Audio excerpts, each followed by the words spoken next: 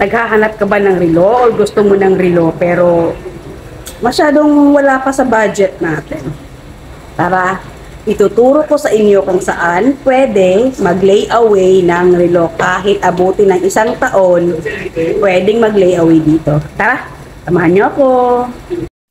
Andito ako sa North Point Station at hanapin nyo lang ang exit A4. Tapos, kanan. Ayan. Diretsuhin nyo lang yan hanggang sa makita to. Yan. Yang hagdan na yan. Tapos pagdating dyan, kakanan ulit tayo at sasakay tayo ng escalator. Ayan. A4.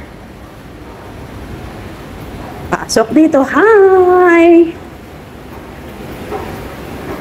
Ganyan. Pasok sa escalator, sakay. Oops. Pagdating dito ay kakaliwa tayo. Kaliwa at makikita mo na yung labas. Ganyan. Sa labas niyan, ayun, may makikita kang parang dispensary or kung sa atin sa Pilipinas, pharmacy.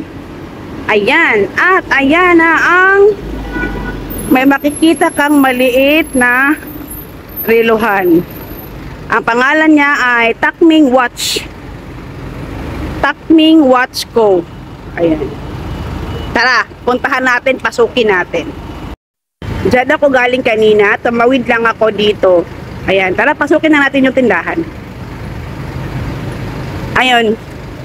Dito pwede mag-layaway ng mga relo. At saka, mababait yung mga staff nila dito. Ayan, kahit ano-anong klaseng relo, branded na mga relo pwede dito, up to 1 year. At mababait yung they are good and they are very accommodating. Ayan, ang daming relo. Meron ako ditong nilay-away pero kaka-start ko pa lang a month ago. So, medyo malayo-layo pa. And promise, mababait sila. Tara, paalam! So, ano pang hinihintay nyo? Kung hindi naman afford ang bagsakan na cash, mag-layaway na dito sa Takming Watch Company. Bye!